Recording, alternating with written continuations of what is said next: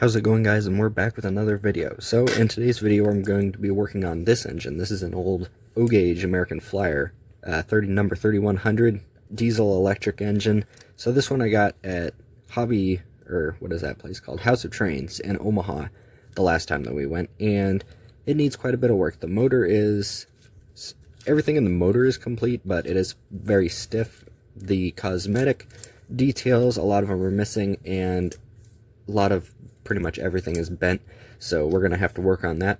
But I'm confident that we're going to be able to get this thing going, just because of the motor, and everything inside the motor is actually in pretty good shape.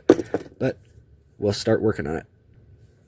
With this engine, at least, the shell is pretty easy to get off. It's just 4 screws, 2 on each side. I think there is one of them missing on the other side, but all 4, or both the ones on this side, are still here. It's just 2 flat heads. Normal pre-war stuff, which is what this is. After the war, American Flyer only made S-gauge stuff. All the pre-war stuff was O-gauge, which is kind of interesting. I find that they switched. Not sure why exactly they did that, but... And then the shell should just come off here, and you can see the interior. It's got the motor windings and everything. The base seems to have been held on by cotter pins. I'm not sure if that would have been original. I don't think it would have been. I think it would have just been held on by screws. But that's going to have to... I'll either find a screw for that. I'm not sure if I can actually get a screw that's...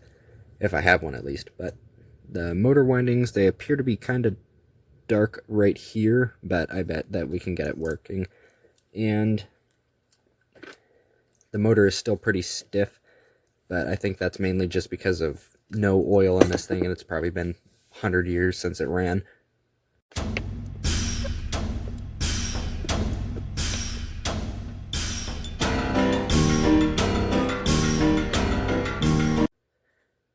So here I've gotten the motor apart, and I've got the motor, the actual motor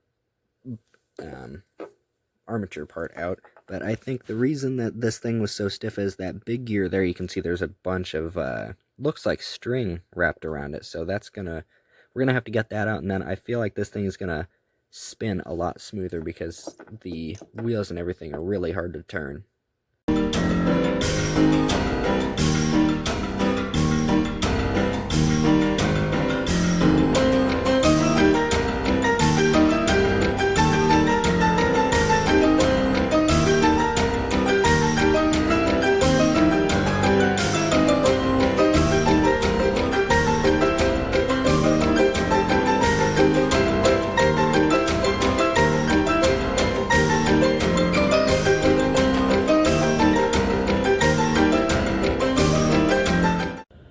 So here we are about a month, I'd say, after I started working on this engine. The main problem is that the wheels, the main drive wheels, had zinc rot on them, so they had expanded and no longer allowed the wheels to actually turn freely because the metal had kind of expanded in both ways, so it kind of squished the bearings into the actual stamped steel motor housing.